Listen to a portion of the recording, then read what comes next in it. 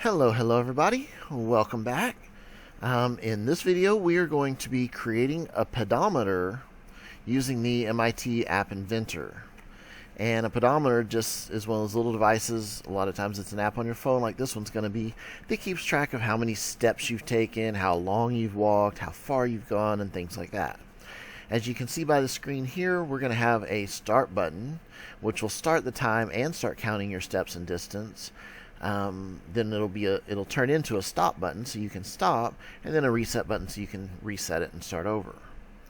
So to do so, let's start a whole new project. And I'm going to call this one Pedometer. I think I'm on 5 or 6, whatever. You can name it anything you want as long as you don't have any spaces in the name. But you always want to name it something meaningful. So like I named this one Pedometer because I'm creating a pedometer. So anyway, there's not a whole lot to it. We're going to start off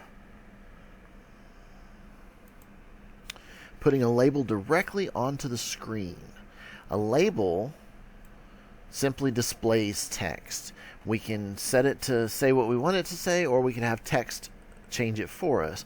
But the whole point of a label is that it just displays something. So in this case, we're going to say something like, it's time to walk.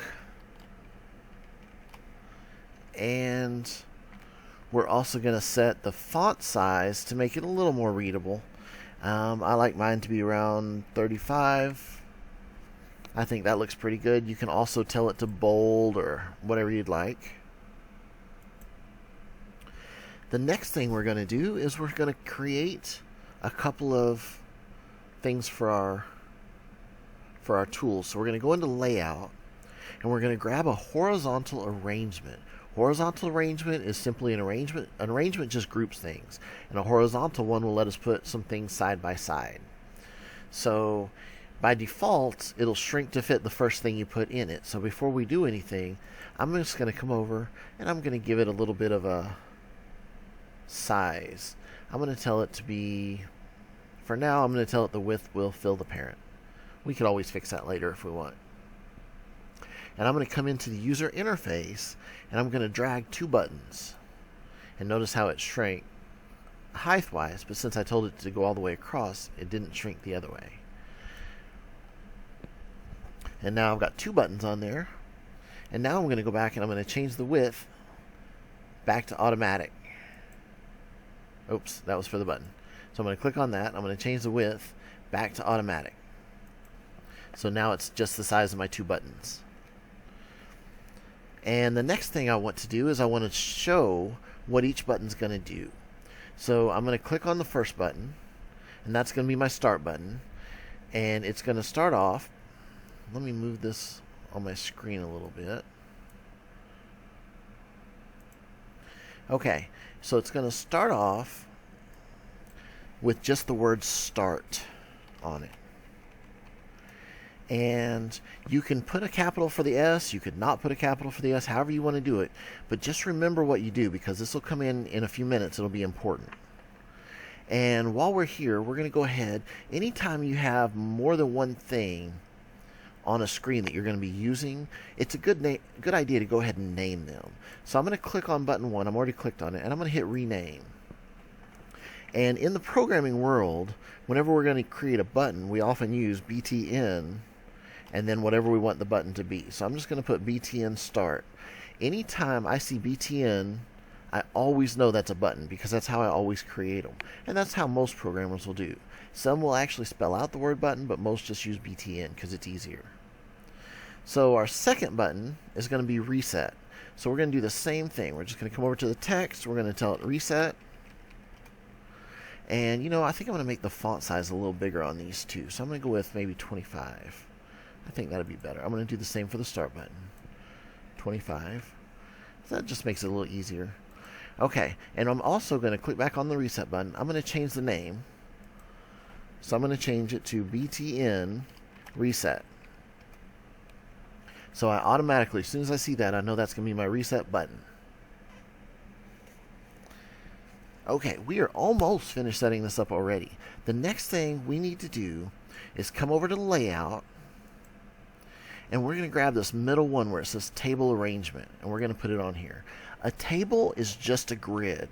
That's all it is. It has multiple rows and columns. By default, if you look over here, there's 2 columns, and a column goes up and down, and there's 2 rows. Rows go across. So if I was to try to drag something over here, let me grab a label. You could see here's one, here's one, here's one, and here's one. I'm not going to put it on there right now because I want to change this. I want to have 3 rows instead of just 2. And now I'm going to grab labels, and I'm going to put 1 label in each spot. And I'm just going to keep going until I get 1 in each spot. So there will be 6 labels altogether. Because I have 2 rows, or 2 columns, which is up and down, and 3 rows, which go across. And all I have left to do is, first, I'm going to click on these in this first column, and I'm going to change the text so it'll say what I want it to say. And on the first one, I want it to say time, and then I'm also going to put in parentheses minutes, because I'm going to have it display minutes, and I want whoever's using my app to know that. In the second one, I'm just going to put steps. Oops, don't need more information than that. Steps is enough. And in the last one, I'm going to put distance, and in parentheses, I'm going to put meters, because for some reason, by default, our phones use meters. Probably because most of the world uses a metric system, and here in America we don't. But I'm going to be displaying how many meters we walk. For each of these labels, I'm going to do 2 things. First, I'm going to click on it. I'm going to come over here to the text, and I'm just going to put the number 0. So now I have time, and it starts off at 0. I'm also, notice how that whichever one you've got clicked on is the one that highlights over here. So I'm going to click on that. I'm going to make sure it's selected, and I'm going to rename it. And I'm going to use LBL for labels. And I'm just going to call it LBL time, because it's the label that's going to display my time. So I'm going to do the same thing for the next one. I'm going to set the text to be a 0, because we're going to start off with 0 steps. And then I'm going to rename it, and I'm sure you've got this already, but I'm going to call it LBL steps. And one more. Let's change the distance. I'm going to start it off at 0, and I'm going to rename it LBL distance. And that is almost everything we need. Now we need 2 additional tools in order to make all of this be able to work. For the first one, we're going to come down to sensors, and we're going to get the clock. And you're just going to drag it right onto the screen. But notice it doesn't show up on the screen. That's because the clock's invisible. It runs behind the scenes. So it puts it down here in the non-visible components section so that you can see it and you know you've added it, but it won't be on the screen, so the user, whoever's using your app, won't see it and won't use it. The second thing we want is the pedometer. We're going to grab the pedometer and we're going to drag it right onto the screen. And a pedometer just counts how many steps you take. So just like the other one, it's going to be an invisible behind the scenes component, so it comes down here. So we don't have to worry about keeping track of it. Now we need to do a couple other things real quick. Let's come to the clock, and we're going to change just a little bit in the settings.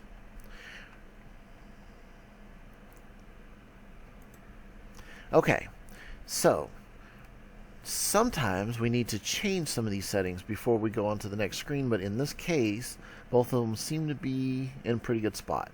So let's go ahead and go to the blocks. If you come up here to the top right, you see the blocks.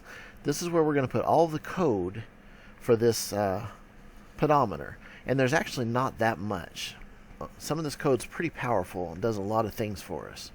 So right off the bat, the program's going to start, and it's just going to sit there. I'm going to show you again. It's just going to sit there. It's not going to do anything until I hit this start button. As soon as I hit the start button, stuff's going to start happening. So that's what we need to start setting up. To do so, we'll come over here to our start button. We named it BTN Start, and we're going to click on it. And we got all of the tools that go with that button right here. So the first thing we want is when button 1 or button start start.click. Now let me pause for just a second here and come over to the designer. When you press the button, that's called clicking it. So when we come over here, we want the event associated with clicking it. That's all that's telling you. So now that we have our button click, we're telling it when the button gets clicked, do whatever we put in here. So we're going to come over and we're going to add a control. And the control that we're going to add is an if-then statement. So click on it and drag it right in here. If-then statements are very, very powerful, but they're very simple. There's a condition, and if it's true, there's an action. So if you're hungry, then eat something. That's all there is to it. If whatever, then something. It's just like if you were talking to anybody else and you were to say something like, if it's time for baseball, go to baseball. If it's, raining out, grab an umbrella, whatever. If the condition is true, then the action happens. So we're actually going to start by putting in what we want to happen for our condition. So we're going to come over to the logic, and we're going to click on it, and we're going to come down here to this one that's got an equal sign. It's the fourth one. And we're just going to drag it right onto the screen. And we're going to set it up before we click it in. So the first thing we want to do is change the text. When you click this button, yes, it's going to start everything, but it's not going to have the word start anymore. We're going to change it to say stop, so they know that if they click it, it'll stop. So we're going to come over here, and we're going to go to the button start, because that's the one we want to work on. And we're going to go down to the text. Set button start text. Now, it's really important that you realize these up here are the commands, and then these are the attributes that we can change. They call them getters and setters. We've mentioned this in some of the other videos. The ones that have the word set are going to change it in some way. And the ones that don't, we call them getters. They're just going to get the information from it. And they're all in alphabetical order. So by this last one here. So it starts with the background, goes to enabled, font. So if we want text, we got to come down here to the T's. So we're going to set button start text. We're going to grab it, and we're just going to drag it right into this first spot. Oh, we cannot do that, can we? Why not? Because this is not when we're setting. This is a condition, or this is a test. So we're actually going to come up and we're going to get the get button start dot text. It doesn't have the word get, but it doesn't have the word set either, because this is actually our question, our condition. So we're going to compare it to some text. Let's go over to the text, and the very top one is blank. That's just for blank text. So we're going to click it in, and we're going to type the word start. Now, remember when I told you a while ago, it's important to remember if you put a capital S on here or not. Either way is fine, but you just have to remember it, because we're using this if statement, and we're going to say if the word on this screen is start. But since it's case sensitive, it has to be the same. I used a capital S for both. And we're just going to plug it right into our if statement. So if the text on the button says start, do these things. And the first thing we want to do is turn on our pedometer. So we're going to scroll all the way down to the pedometer. It's near the bottom. And we're going to click on it. And we only have 4 purple options here. These are our actions that we can use. And we want to start it. So we're going to grab the one that says start. And we're just going to click it right here. The next thing we're going to do is we're going to change the text on the button. That's what I was thinking a second ago, but I was getting ahead of myself. So now we're going to go to the button start. We're going to scroll all the way down to the ones that say text on the end, and we're going to get the set. And we're going to plug it right in. And we're going to just right click on this box, because we just need a text box, and tell it to duplicate. And that way we don't have to go through the whole process of finding it. Click it in, and we're going to change it. And we're going to say something like stop or pause or something like that. It doesn't matter what you choose. So if it's got the start on it, then now we're going to change it to say stop. So next time we hit that button, it's going to know that no, we don't have the start, so we're going to do something else. But we'll get to that in just a second. The last thing we need to do here is set the clock. So let's go to the clock. It's all the way down over here on the left. And we have a lot of functions we can use here. We're going to go all the way down. There's only a few getters and setters down here. But we're going to find the one that says time interval. So it's right down here. It's one of the bottom ones. And it says set clock 1 time interval. And we're just going to drag it onto the screen. And then we're going to set the interval. Now the interval is just how many milliseconds before it does something. So I'm going to click it in here. If I were to put 1,000 here, there's 1,000 milliseconds in 1 second. So if I was to put this here, then I would be telling it every 1 second, do something with the clock. And so literally every second it would do something.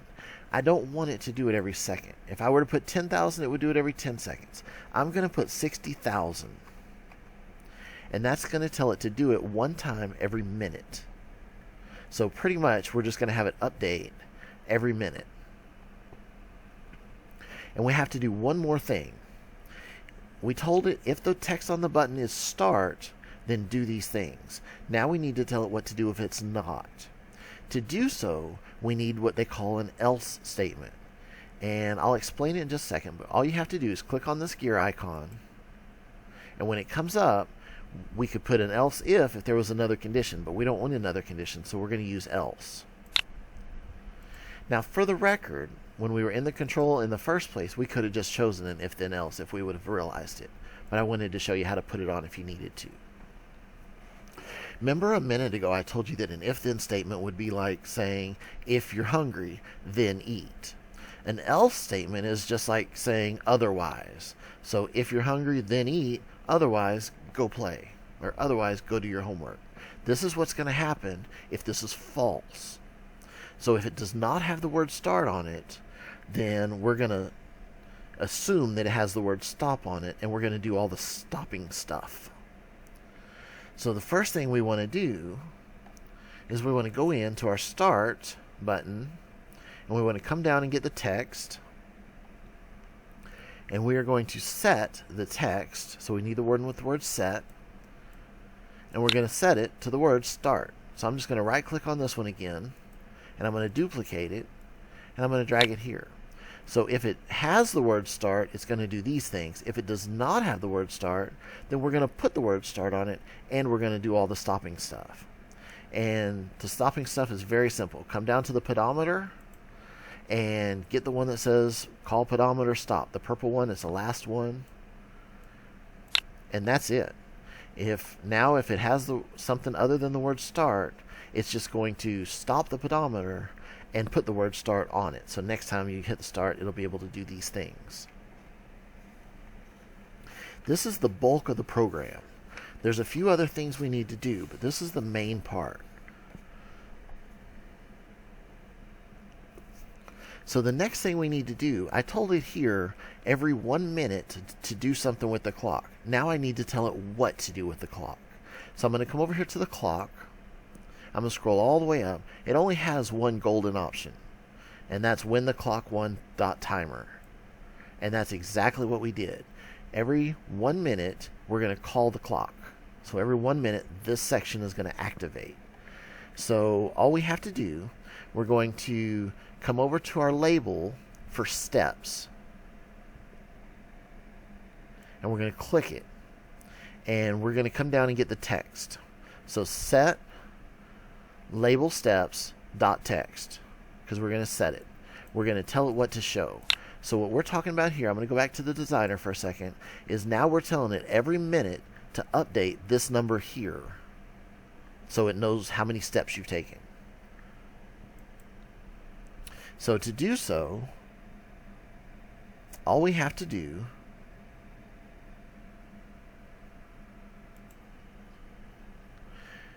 okay, so I just realized that I made a mistake. I don't want to use the set steps. I want to use the set label time. Now, I'm doing this because I wanted to show you. You have two options here. You can either remove this and delete it, or you can click the drop down here. And the options are all of the other labels, because that's what I'm dealing with is labels. So since I want the time option, I can just come down to label time, and there it is. It's the exact same as if I would have went into the button, the start button, and went down to the label time instead of the other label. So all we're going to do is we're going to update the label time. To do so, we have to use a mathematical function. So we're going to come over here to the math section, and we're going to get this. Let me start at the top. 1, 2, 3, 4, 5, 6, 7. The seventh one has a dividing symbol between them. And all that means is it's going to take whatever's in this box and divide it by whatever's in this box. This is the one we want. So in order to show the proper time, we need to first find out how many milliseconds have passed. So we're going to come down, and we're going to go to the pedometer, and we're going to see the elapsed time. So pedometer elapsed time, that's this first one. And remember I told you this is in milliseconds. So if it was at 1,000, the elapsed time would be 1 second. If it was at 10,000, the elapsed time would be 10 seconds. But it would be 10,000 right here for this number. So what we have to do is, since we're wanting to do it by the minute, is we have to tell it to divide it by 60,000. So if it's 60,000, then it would be 1 minute. If it's 120,000, it would be 2 minutes, and so forth. So all we have to do now is duplicate, right-click and duplicate this number and plug it right in here. So now if it was 680,000, it would divide that by 60,000 and tell you how many minutes it has been so far. Okay, the next thing we need to do is we need to go into the pedometer and go up to the gold section. You have two options. We have a simple step and we have a walk step. Now a simple step is going to count a step every time your phone bumps, just like when you're walking, but also when you're sitting there and you start shaking your legs, or if your dog comes up and starts bumping your leg with his tail or whatever, it can count it. A walk step is a little more accurate because in addition to every time your leg bumps, it also makes sure that you actually have some kind of distance. So this might not work as well on a treadmill. You might just have to keep that in mind. But if you're walking around, even just around a little bit like in the living room or whatever, it'll count it. So we're going to grab that one, the walk step, and we're going to use it to set our other two labels. So let's go into either of the other two labels. Let's go into label steps for real this time. And we're going to get the text again, set label steps text. And we're actually going to use it this time. And we're going to point right here where it says walk steps. This is already built into it. As soon as you put that pedometer on there, it can start counting these steps. So we're going to use the one that says get, because it's going to get walk steps, and plug it in. And now this label will automatically update. This label will automatically update with how many steps you've taken. And we just need to set the other one. So I'm just going to right click on this one and duplicate it and plug it in. And instead of steps, we've already used steps and time, so all that's left is distance.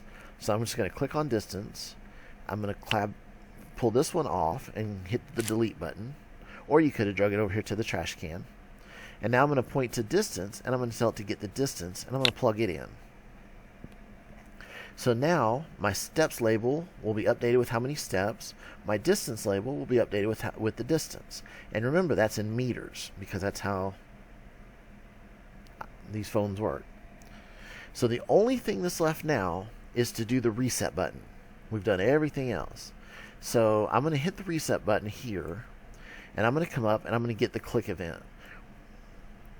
So let me go over here and show you real quick in the designer. Right now we've clicked the start button. Everything's running. These labels are all changing and stuff.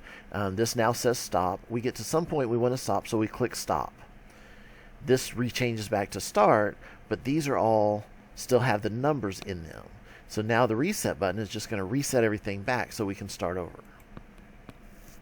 So to do so, we have to actually reset all 3 labels and the pedometer. So we're going to come down to the pedometer, and we're just going to grab the first purple one that says reset.